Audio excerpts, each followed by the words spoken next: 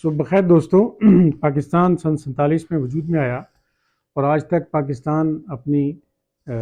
بقا کے 76 سال گزار چکا۔ ان 76 سالوں میں دنیا کے کسی بھی ترقی یافتہ یا ترقی پذیر ملک کے ساتھ پاکستان کا موازنہ کیا جائے تو پاکستان کسی پروپورشن میں کسی تناسب میں نہیں آتا، کیونکہ پاکستان کے بنانے کے بعد سے اب تک ہماری اشرافیہ، ہمارے مینیجرز جنہوں نے اس ملکت کو چلایا، انہوں نے خالصتاً اس قوم کو ایک ہجانی کیفیت میں، ایک ٹرانزیشن میں، ایک ایمرجنسی میں رکھا، اور وہ ایمرجنسی آج تک ختم نہیں ہوئی۔ یعنی پاکستان کے قومی مقاصد کا کبھی تعین کیا ہی نہیں گیا، نہ ان کے حصول کی جدوجہد کی گئی کہ بالآخر ریاست پاکستان کے قومی مقاصد ہیں کیا،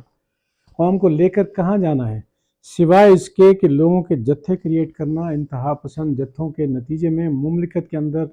جہالت کا فروغ، بے روزگاری کا فروغ، کرپشن کا فروغ، جرائم کا فروغ، دہشت گردی اور انتہا پسندی کا فروغ۔ اس کے علاوہ 76 سالوں میں ہم نے کچھ بھی حاصل نہیں کیا۔ اب دیکھ لیجئے کہ 76 سالوں میں آج تک پاکستان کو جو مسائل درپیش رہے، وہ مسئلہ بے روزگاری کا نہیں تھا کہ جس کو ایڈریس کیا جائے، وہ مسئلہ انڈسٹریل انفراسٹرکچر کو اوپر اٹھانے کا نہیں تھا کہ اس کو ایڈریس کیا جائے، وہ مسئلہ تعلیم کا نہیں تھا کہ اس پر ہم ذرا توجہ دیں اور پاکستانی قوم کو پڑھا لکھا تعلیم یافتہ بنائیں، وہ مسئلہ پاکستان کے انفراسٹرکچر کو بہتر کرنا نہیں تھا، بلکہ ہمارے مسائل تھے کہ جی چچنیا میں اتنے مسلمان مار دیے ظالموں نے، بوسنیا میں اتنے مسلمان مار دیے عیسائیوں نے، بلغاریہ میں یہ مسئلہ ہو گیا، ایران عراق جنگ ہو گئی، اسلام اور کفر کی جنگ ہے، اب اس میں ہم نے ہر صورت شرکت کرنی ہے، کویت کے اوپر عراق نے حملہ کر دیا، ہم نے امریکہ کا ستیہ ناش کر دینا ہے وہاں، لبنان میں حق و باطل کی جنگ ہو گئی، مسئلہ قبرص ہمارے پاکستان سٹڈیز میں بچوں کو فیل کرنے کے لیے شامل کیا گیا، فلسطین کا مسئلہ آج تک حل نہیں ہوا اور آج کا بھی برننگ ایشو فلسطین پھر بنا دیا گیا، مشرقی تیمور انڈونیشیا سے توڑ دیا گیا اور امریکہ وہاں غالب آ گیا، برباد ہو گیا،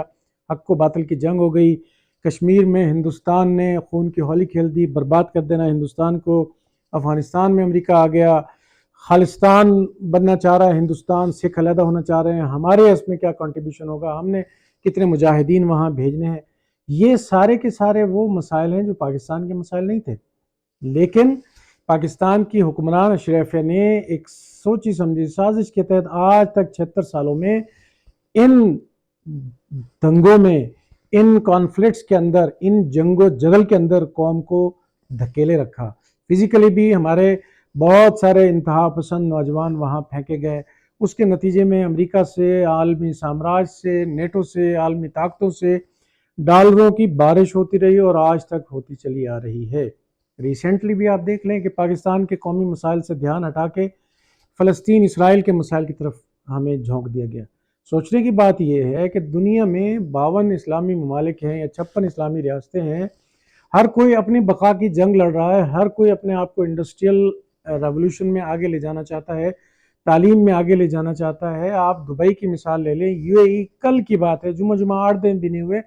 پاکستان کی 76 سالوں کی آدھی عمر بھی نہیں ہے انہوں نے، اور آج وہ دنیا کا ٹاپ رینکنگ میں ٹورزم کنٹری بن گیا، ٹاپ رینکنگ میں کرائم فری کنٹری بن گیا، ٹاپ رینکنگ میں دنیا کا پیسفل ملک قرار دے دیا گیا، پوری دنیا کا ٹورزم وہاں جا رہا ہے اور وہ اپنے ٹارگٹس طے کر کے تیزی سے آگے کی طرف بڑھتے چلے جا رہے ہیں۔ سعودی عرب کو دیکھ لیجیے، آج تک جو گھسی پٹی اسلام کے نام پر پاکستان میں دھونس جمایا جا رہا تھا، لوگوں پر پالیسیاں پیش کی جا رہی تھی، سعودی عرب نے وہ تمام پالیسیاں ترک کر کے آگے اپنی خوشحالی کی، اپنی بقا کی، اپنی انڈسٹریل انفراسٹرکچر کو اوپر اٹھانے کی، ٹورزم کے فروغ کی وہ حکمت عملیاں شروع کر دی ہیں۔ سعودی عرب کو فکر نہیں ہے کہ فلسطین اسرائیل میں کیا ہو رہا ہے، سعودی عرب کو فکر نہیں ہے کہ کشمیر میں کیا ہو رہا ہے، سعودی عرب کو فکر نہیں ہے کہ چچنیا بلغاریہ میں کیا ہو رہا ہے، وہ اپنی ناک کی سیدھ میں آگے بڑھتے چلے جا رہے ہیں۔ اور ہم نے 76 سالوں میں ایک ہجانی کیفیت میں، ایک ایمرجنسی کی کیفیت میں، ایک تھرل میں اس قوم کو رکھا، نتیجتاً 76 سالوں میں ہم نے پوری قوم جنونی بنا لی۔ ذرا سا بھی سوشل میڈیا پہ کسی بھی اسلامی ملک کے حوالے سے کوئی خبر چلے کہ وہاں یہ قتل و غارت گری ہو گئی یا وہاں دہشت گردی ہو گئی یا وہاں کچھ فوجوں نے کچھ لوگوں کو کچل دیا، ہمارا ایمان خطرے میں پڑ جاتا ہے اور ہمیں امت مسلمہ کا مروڑ اٹھنا شروع ہو جاتا ہے۔ آپ کو پاکستان کو امت مسلمہ جس کا آپ کے سر میں درد ہے، پیٹ میں مروڑ ہے، دنیا کے 56 اسلامی مملکتوں میں کوئی آپ کو قرضہ نہیں دینا چاہتا، کوئی آپ کو اپنے اندر شامل نہیں کرنا چاہتا۔ جس امت مسلمہ کا آپ کے ممبروں سے، آپ کے محرابوں سے، آپ کے خطبہ صبح دوپہر شام گلا پھاڑ پھاڑ کے آپ کو جھونک رہے ہیں جس جہنم میں، جس آگ میں، اس مملکت پاکستان کو دنیا کے 56 اسلامی ملکوں میں کوئی قرضہ نہیں دینا چاہتا، سفارتی طور پر آپ کے ساتھ کوئی جڑنا نہیں چاہتا، عالمی جو بلاکس ہیں دنیا میں، اقوام متحدہ میں یا OIC میں، اس میں پاکستان کو ساتھ کوئی بٹھانا نہیں چاہتا۔ کیوں؟ کہ یہ دوغلے ہیں، یہ منافق ہیں، یہ قرض خور ہیں، پیسہ لے کے واپس نہیں کرتے، یہ دھوکہ دے ہیں۔ اور دنیا میں جہاں جہاں پاکستانی لیبر کام کر رہی ہے وہ اب سوالیہ نشان لگا رہے ہیں کہ ان کو یہاں سے نکالا جائے، اس لیے کہ سعودی عرب ہو یا UAE ہو، وہاں برما سے آئے ہوئے، وہاں بنگلہ دیش سے آئے ہوئے، وہاں فلپائن سے آئے ہوئے، وہاں تھائی لینڈ سے آئے ہوئے، وہاں ملائیشیا سے آئے ہوئے، انڈیا سے گئے ہوئے لیبر سستے بھی ہیں، مہذب بھی ہیں، پڑھے لکھے بھی ہیں، شائستہ بھی ہیں۔ پاکستانی تو جنونی ہے اور مجرم ہے اور جرائم ہے۔ آپ دیکھ لیجئے کہ بیکاریوں کی ذیل میں ہزاروں پاکستانیوں کو یہ عرب ملکوں سے بے دخل کیا جا رہا ہے کہ یہ وہاں جرائم پھیلاتے ہیں اور بھیک مانگتے ہیں۔ تو ہمیں پوری قوم کو 76 سالوں میں سوائے دروغ گوئی کے، جہالت کے، جنونیت کے، انتہا پسندی کے اور عالمی پھڈوں میں اپنی ٹانگ اڑانے کے علاوہ کچھ نہیں سکھایا گیا۔ جبکہ حکمران اشرافیہ سے میں پوچھنا چاہتا ہوں کہ دنیا میں 76 سال آپ نے گزار دیے، تعلیم پر آج 21ویں صدی میں آپ 2.5% خرچ کر رہے ہیں، اس میں سے بھی سارے کا سارا تنخواہوں پہ لگتا ہے، تعلیم کی ترقی پہ کچھ نہیں لگتا۔ 2% آپ صحت کو دے رہے ہیں، جبکہ پاکستانی قوم سے اربوں خربوں روپوں کے ماہانہ ٹیکسز وصول کیے جا رہے ہیں۔ آپ ایک فون کرنا چاہیں آپ نے ٹیکس دینا ہے، نمک خریدیں آپ نے ٹیکس دینا ہے، کسی بس میں سفر کریں آپ نے ٹیکس دینا ہے، کہیں گھوم پھر لیں آپ نے ٹیکس دیے بغیر اپنی جان نہیں چھڑانی۔ 2% آپ کو صحت پر دیا جا رہا ہے۔ نتیجہ یہ ہے کہ صحت کے معاملے میں خدا نخواستہ آپ بیمار ہو جائیں، آپ کو تاوان دے کر اپنا مریض ٹھیک کرنا پڑتا ہے، اپنی جائیدادیں بیچ کر، اپنا سونا بیچ کر،